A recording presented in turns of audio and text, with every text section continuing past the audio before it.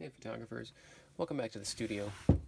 We're going to begin our portraiture unit by considering for a second the sort of type of images that you generally consume, right? Particularly portraiture. In this book, published by the New York Times, a collection of New York Times photographers, it's one of the texts that we have access to in our studio. It's an opportunity to page through images that are maybe a bit different than the images that you would typically see or consume in your day-to-day life.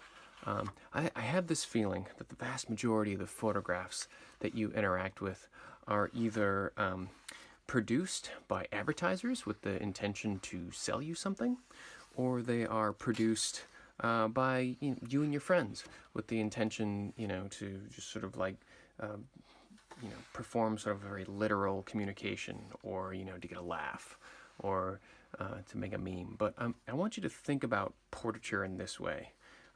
Think about portraiture in terms of the creation of images, or quite literally the invitation to imagine yourself. I want you to sort of make the connection between the word image and imagination here, right?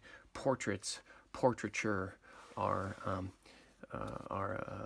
sort of an art form or a modality that is really about sort of creating the potential to imagine yourself as something else or something more. And I have to say that it's invaluable to find a collection of images, whether that's publication photography or art photography, or finding a portrait artist that produces images beyond just the desire to sell you something, right? And so as we begin to study photography, I want you to kind of keep that in mind, that referencing other artists' work will be an invaluable sort of resource for you, not just to kind of pull technical tips and tricks, but also to kind of engage in a reimagining of a person, or engage in a larger imagination of how you might engage the people around you. To begin this project in a very literal way, I want you guys to sort of approach this at a couple of levels, right? We'll actually begin by experimenting, making sure that you guys are comfortable with your camera equipment, by photographing yourselves, and then soon we'll actually be photographing the people in your home.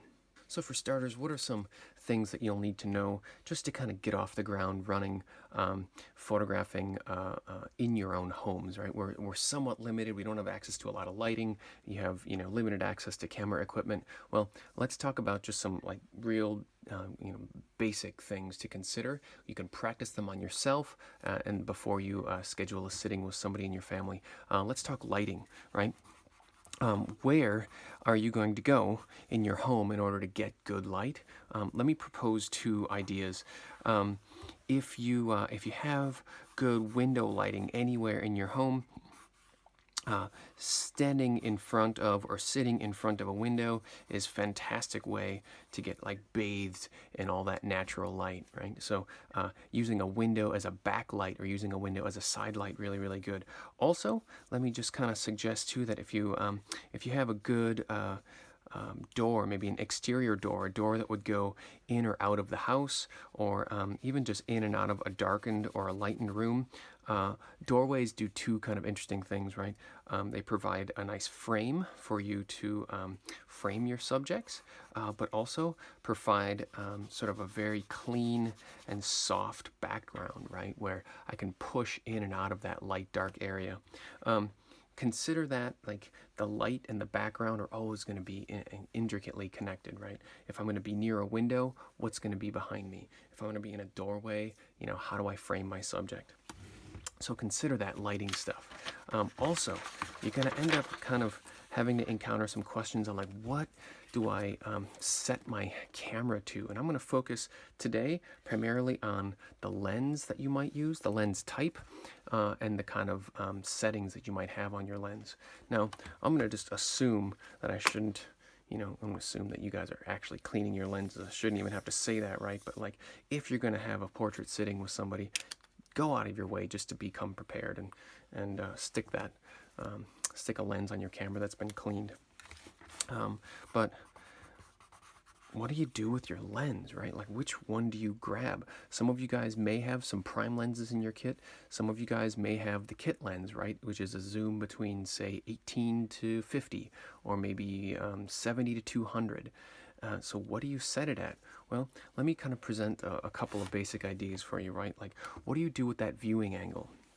Viewing angle, usually, it's just kind of this idea of like, am I going to be zoomed in, or am I going to be kind of seeing a big wide spray of stuff? And so you might be making your decision based on just how far away from your subject you can get. But there are some other things to consider.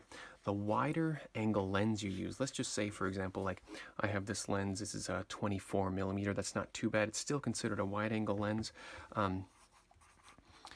I would expect certain kinds of problems to result out of using a 24 millimeter lens, particularly if I'm really close to my subject. Two different types of distortion that we'll end up seeing on our images for wide angle up close shots. And some of that distortion will take the form of sort of barreled distortion that cuts through the image. This is the kind of stuff that, say, you watch a lot of skateboard videos, right? Everything kind of looks like kind of warped and almost expanded. But exactly the opposite kind of distortion can also happen, sort of a pincushion-like distortion that stretches and warps everything and kind of pinches it into the middle. So if you're running into these two problems where everything looks a little bit wrong in your frame, it has to do with the view angle that you have your lens set to, or the lens you stuck on. So say, for example, you have a zoom lens and you're not sure whether to use the zoomed out or zoomed in focal length. Let me make a suggestion here. Shoot somewhere between 50 and 80 millimeters. So if you have that range on your lens somewhere, zoom into this range. Here's a couple reasons why. First of all, it gets you back a little bit more of a comfortable distance from your subject. It's also going to be a little bit sharper image. You're not going to run into quite as much distortion in the lens itself. Something to consider. Now, also on the lens, we're going to have to consider some aperture problems. So what do I set my aperture to? Is there such a thing as an ideal aperture for a photo shoot? Let me suggest that if you're working on the low end of your aperture numbers, an f1.8, okay, some of my lenses, right, shoot quite that down quite that low. Maybe some of your lenses, if it's working with a kit lens, an f3.5, that's going to produce a very different kind of portrait than if you're shooting on the other end, maybe an f8 to an f11. Now, I'm going to kind of just throw these numbers out there as two basics. An f1.8 and f3.5, those are going to be fairly shallow depths of field, which means you're going to soften the background of your subject. Many of you guys have played around with portrait mode on your mobile devices, right? Well, essentially what's happening there is it's going to be softening the background, producing a bokeh effect, which is just sort of like a soft focus around the outside. If you would prefer a highly sharp photograph, a photograph that not only has an in-focus background, but just a very, very sharp image, most of your lenses are going to be the sharpest at an f-stop around f8 to f11. So just keep that in mind, that down here at these low end of your f-stop, it's going to be a little bit softer image too. Not just the background, but the actual optics of the camera as well. Now, last thing I'll just sort of mention is, if you're going to be photographing somebody, let's start with yourself, there are sort of, like a sort of straightforward way, sort of flattering and unflattering ways to point a camera at somebody, and I actually recommend you try all three of these. Let's just say, for example, you got your camera set up, and you're going to point that camera straight at your subject, and you're going to be more or less on a level. Now, just kind of consider this. Where's your subject's nose? I'm just going to give my guy here a nose. If the camera is more or less level with that part of the head, you're going to have an image that feels somewhat more natural than if you photograph up at your subject.